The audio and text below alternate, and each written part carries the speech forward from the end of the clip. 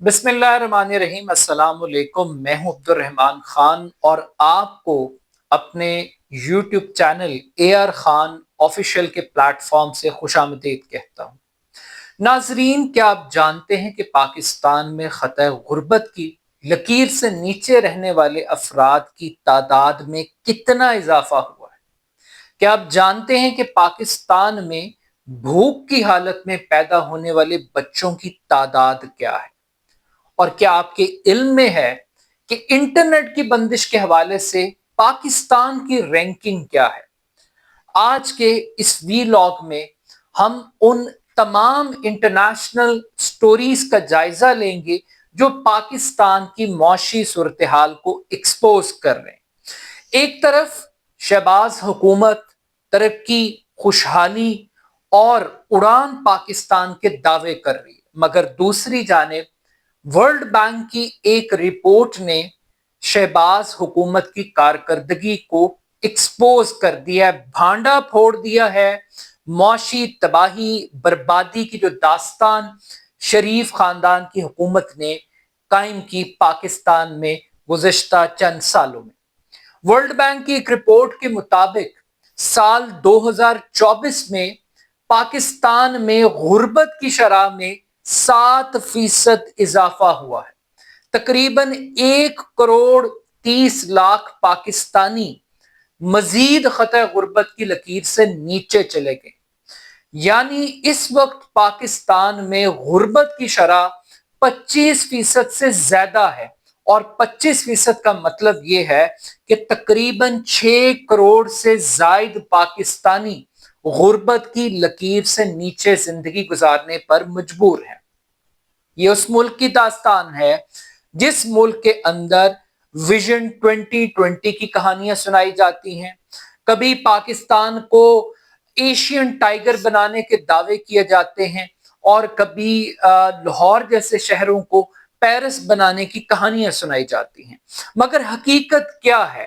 Safe دی children کی report کے مطابق گزشتہ ایک سال کے دوران پاکستان میں تقریباً 14 لاکھ بچے بھوک کی حالت میں پیدا ہوئے۔ 14 لاکھ بچے، اور اگر ہم پوری دنیا کا جائزہ لیں تو ڈیٹا ہمیں یہ بتاتا ہے کہ پوری دنیا میں تقریباً 1,80,00,000 سے زائد بچے بھوک کی حالت میں پیدا ہوئے۔ اب یہ بچے صرف بھوکے نہیں ہیں، یہ 2.5 کروڑ سے زائد پاکستانی بچے ہیں جو سکول جانے سے قاصر ہیں۔ ان میں سے 1.25 کروڑ بچے جبری مشقت کرنے پر مجبور ہیں۔ یہ وہ سٹارٹس ہیں خوفناک جو انٹرنیشنل ادارے پاکستان کے اندر جو حکومتیں گڈ گورننس کے دعوے کرتی ہیں ان کو ایکسپوز کرتے ہیں۔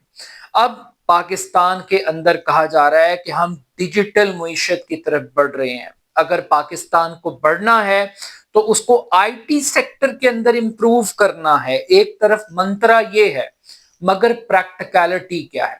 پریکٹیکلٹی یہ ہے کہ انٹرنیٹ کی بندش اور اس بندش کے نتیجے میں ہونے والے معاشی نقصان کے حوالے سے پاکستان دنیا بھر میں نمبر 1 ہے۔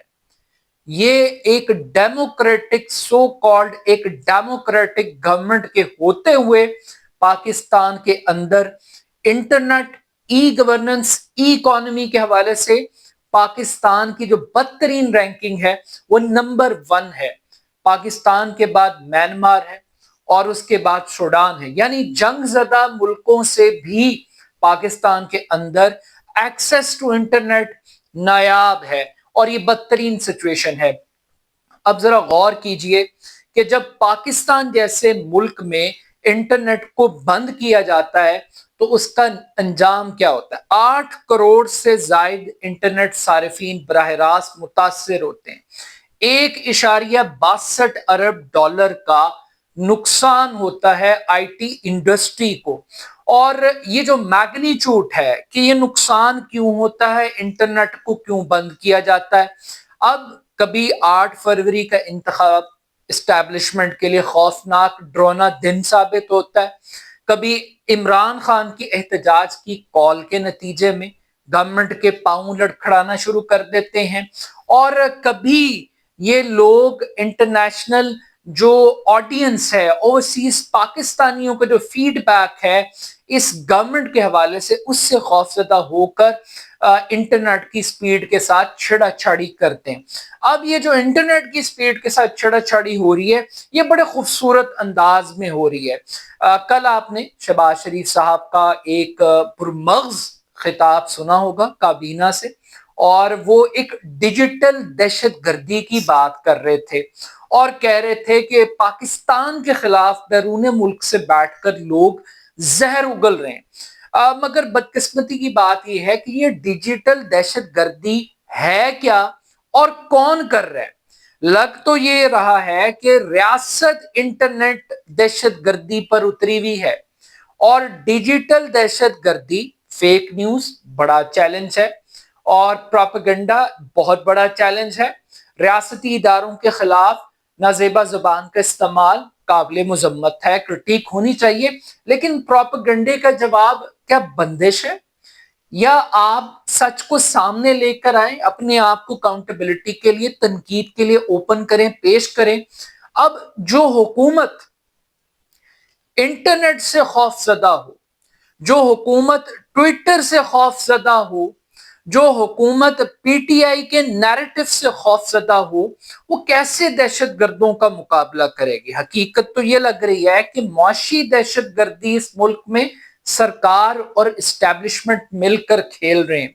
और हालत क्या है इस वक्त पाकिस्तान में, 9,000 घंटों से जायद बंदिश का सामना रहा। पाकिस्तान में तकरीबन 18 मरतबा ऑफिशियली इंटरनेट को बंद किया गया है।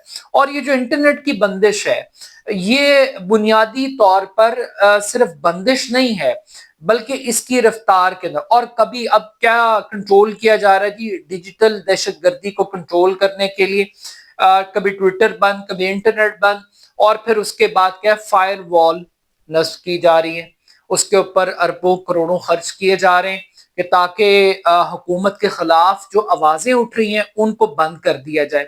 अब कहा यह जा रहा है कि ये रियासत के खिलाफ तनकीद हो रही है, जहर उगल रहे हैं लोग।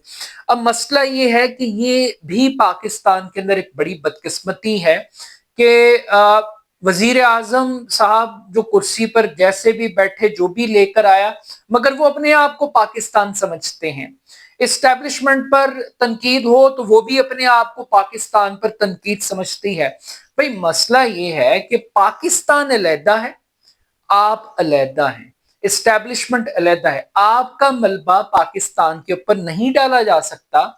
पाकिस्तान के खिलाफ अगर कोई बात करेगा तो वो ना सिर्फ काबिल मुजम्मत है, बल्कि उसके खिलाफ कार्रवाई होनी चाहिए।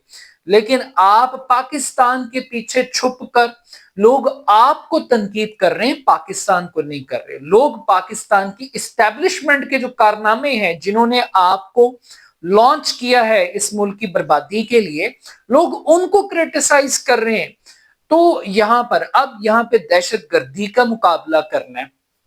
प्रॉब्लम यह है कि आप दहशतगर्दों को आइडेंटिफाई करने की बजाय अगर अपने सियासी मुखालिफिन को दहशतगर्द के तौर पर पेंट करेंगे तो रिजल्ट क्या होगा। अगर आप पीटीआई को फिक्स करने के चक्करों में, इमरान खान को फिक्स करने के चक्करों में डिजिटल टेक्नोलॉजी की राह में रुकावट बनेंगे, तो कैसे पाकिस्तान इकोनॉमिकली वाइबल होगा, पाकिस्तान के अंदर रोजगार जनरेट होगा। तो at the end of the day, world bank की रिपोर्ट हो, सेव द चिल्ड्रन की रिपोर्ट हो, इंटरनेट की बंदिश के हवाले से top10vpn.com की रिपोर्ट हो, ये तमाम की तमाम जो रिपोर्ट्स हैं, ये शहबाज हुकूमत के खिलाफ एक बहुत बड़ी चार्जशीट है, और ये बता रही है कि ये उड़ान पाकिस्तान उड़ने से पहले ही डुबो दी गई है, और ये विजन 20 हो, एशियन टाइगर के ख्वाब हो, ये लॉलीपॉप ज्यादा देर तक इस डिक्टेटरशिप के रवैये के साथ आगे नहीं चल सकता। अपना फीडबैक मुझे जरूर दीजिएगा। अगर आपको मेरा कंटेंट पसंद आया है, इंफॉर्मेशन जो हमने आपको इस प्लेटफॉर्म के साथ शेयर की है, इसका फीडबैक देते हुए اس یوٹیوب چینل کو AR خان آفیشیل کو ضرور سبسکرائب کیجیے گا. بہت شکریہ. اللہ حافظ.